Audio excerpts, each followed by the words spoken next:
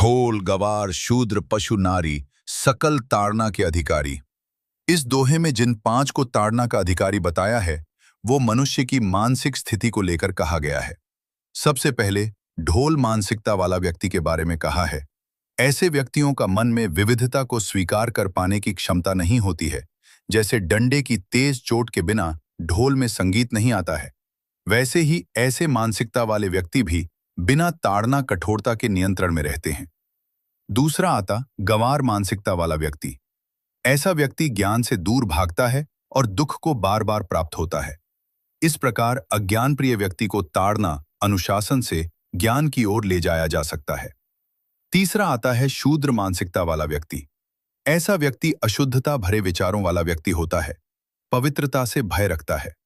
इसे मानसिकता वाले व्यक्ति को भी ताड़ना नजर रखकर सही दिशा में लाया जा सकता है। चौथा आता है पशु मानसिकता वाला व्यक्ति, जो केवल भोगों में पड़ा रहता है और व्यवहार में हिंसकता होती है। इसे मानसिकता वाले व्यक्ति को भी ताड़ना कठोर अनुशासन मनुष्य बनने की ओर लाया जा सकता है। अंत में आता है नारी मानसिकता वाले व्यक्ति, जिनका मन पानी की तरह एक जगह पर स्थित नहीं रहता है। इसे व्यक्ति को खुरापाती भी कह सकते हैं आम भाषा में। इनके जीवन में स्थिरता का अभाव होता है। इसे व्यक्ति को भी ताड़ना कठोरता से स्थिरता की ओर ले जाया जा सकता है। दोहे की जो व्याख्या की है वो बहुत गहरी और चिंतनशील है। शाब्दिक अर्थ से हटकर मानसिकता के रूप में समझाया है। यानी यह किसी जाति, लिंग या प्राणी के बारे में नहीं, बल्कि मनुष्य के भीतर पाई जाने वाली प्रवृत्तियों और मानसिक अवस्थाओं का प्रतीक है। विश्लेषण का सार: ढोल मानसिकता विविधता स्वीकार न कर पाने वाले, जिन्हें कठोरता से ही नियंत्रित किया जा सकता है। गंवार मानसिकता अज्ञान प्रिय, दुख को बार बार भोगने वाले, जिन्हें अनुशासन से ज्ञान की ओर ले जाया जा सकता है। शूद्र मानसिकता अशुद्ध विचारों वाले, पवित्रता से भय रखने वाले, जिन्हें निगरानी और दिशा से सुधारा जा सकता है। पशु मानसिकता भोग और हिंसा में डूबे हुए, जिन्हें कठोर अनुशासन से मानवता की ओर लाया जा सकता है। नारी मानसिकता अस्थिर, चंचल, खुरापाती प्रवृत्ति वाले, जिन्हें कठोरता से स्थिरता की ओर ले जाया जा सकता है। द कपलेट ढोल गंवार शूद्र पशु नारी / सकल ताड़ना के अधिकारी is often misunderstood in its literal sense. In fact, it can be read symbolically as referring to different states of human mentality rather than to social groups or beings. 1. The drum mentality, dhol. Such a person cannot accept diversity or subtlety. Just as a drum produces music only when struck hard, these individuals respond only to firmness or discipline. 2.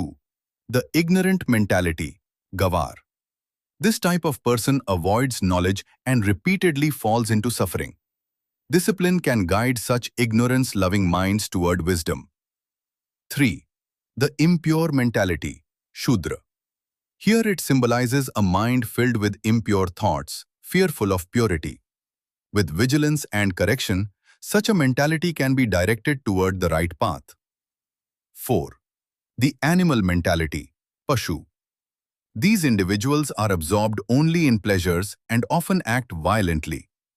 Strict discipline can help transform such tendencies into humane behavior. 5. The unstable mentality, nari. Symbolically, this refers to a mind that is restless and unstable, like water that cannot stay in one place. Such a mentality may turn mischievous, lacking steadiness. Firmness can bring stability and focus to it. Philosophical insight. This couplet, when read as a metaphor, teaches that human beings struggle not with external enemies, but with inner mental states. Discipline, vigilance, and firmness are tools to transform ignorance, impurity, violence, instability, and rigidity into wisdom, purity, humanity, and stability.